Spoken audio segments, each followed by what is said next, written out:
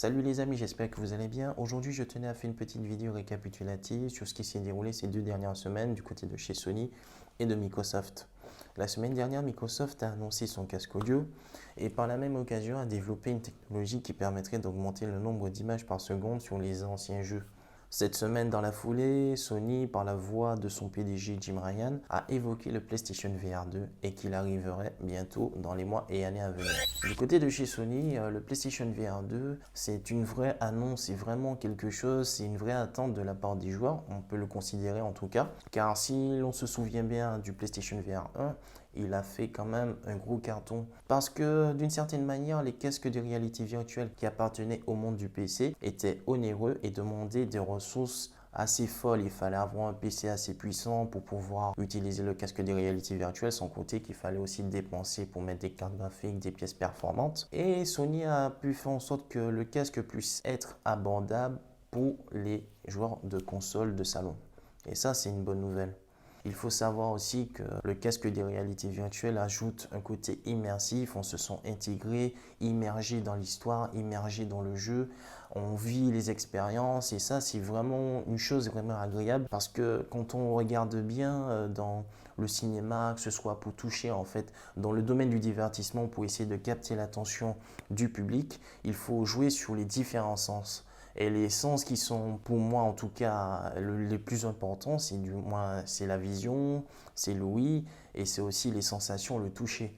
Donc, qu'est-ce que des réalités virtuelles? C'est vraiment une bonne chose. On se sent immergé, on vit dans un monde et on a les sensations manette en main. On a aussi le casque qui va avec. Ça ajoute un côté immersif.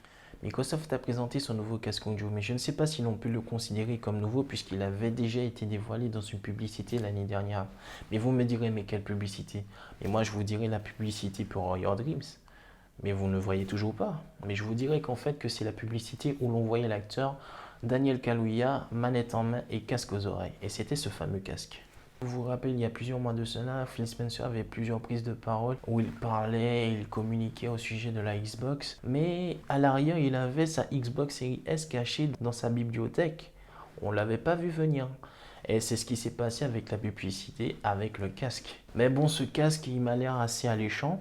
Il est considéré selon eux comme le meilleur de sa catégorie. Ça reste à voir. Je le testerai puisque moi je l'ai précommandé. Il sortira le 16 mars prochain. C'est à tester. Mais je trouve que c'est vraiment assez innovant. Le fait que l'on puisse augmenter le volume du son à l'aide des oreillettes, donc anti-horaire, sans anti-horaire et horaire. Je trouve que c'est pas mal puisque avant, avec le casque que j'ai, le SteelSeries X, il y a la petite molette en dessous, etc. de chaque côté. Et c'est des fois, si on n'a pas l'habitude, et moi des fois j'ai pas l'habitude, bien que je joue à Call of Duty ou à Fortnite, mais le plus souvent il faut que je cherche, etc. pour essayer de régler le volume du chat, le volume du son du jeu. Donc là c'est vraiment accessible, c'est plus accessible que d'avoir la petite molette en dessous de l'oreillette.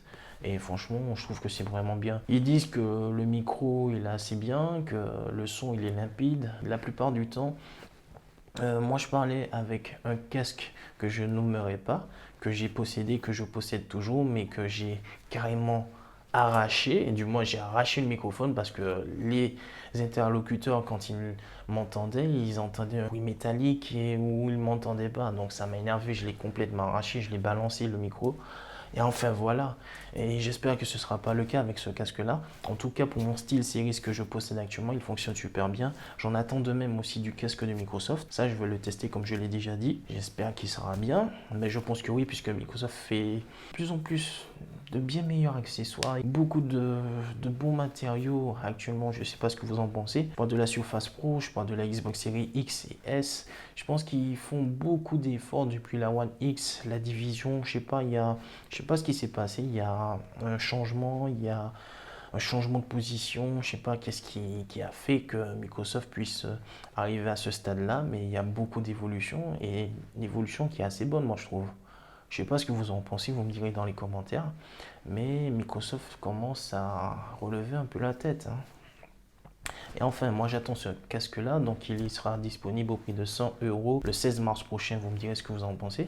Microsoft a fait une annonce et a présenté sa nouvelle technologie qui permettrait d'augmenter le nombre d'images par seconde sur des anciens jeux.